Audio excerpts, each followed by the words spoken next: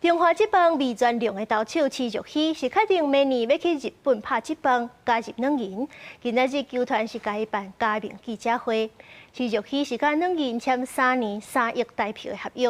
软银的球团今仔日嘛表态，若是徐若曦明年想要代表台湾拍世界棒球经典赛，因会同意互伊拍。另外，在日本今仔日嘛公布世界棒球经典赛8位入选的球员，当中也包含国际球星大谷翔平。咱台湾的球迷是有机会会当看到咱的徐若曦对战大谷翔平。若曦套上球衣夺走。徐若曦完成代表王牌投手的18号球衫，正式加盟福冈软银鹰队。这场加盟记者会，真侪媒体来到现场。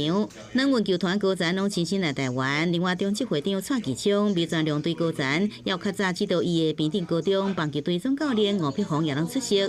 徐若曦甲球团签3年，总额15亿的票，大约是新台票3亿的合约。虽然球队跟我说第1年去适应环境，但是我想跟球队说。我会尽全力争取先发轮值，尽我的全力帮助球队拿下每一场比赛。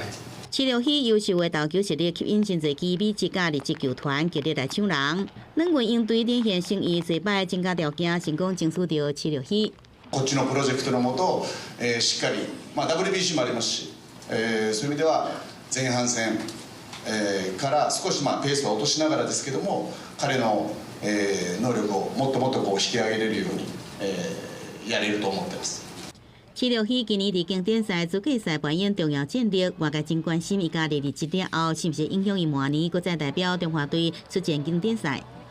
もちろん WBC は選ばれて大変選手としても光栄なことなので、球団としては出場してもらう方向で構わないと思います。球团也真大方正式同意徐若曦参加经典赛，也日本队26也正式公布经典赛头一波8人参赛名单，包含道奇的大谷翔平这3名大联盟球员。不少台湾球迷已经期待明年能看到徐若曦对决大谷翔平的精彩比赛。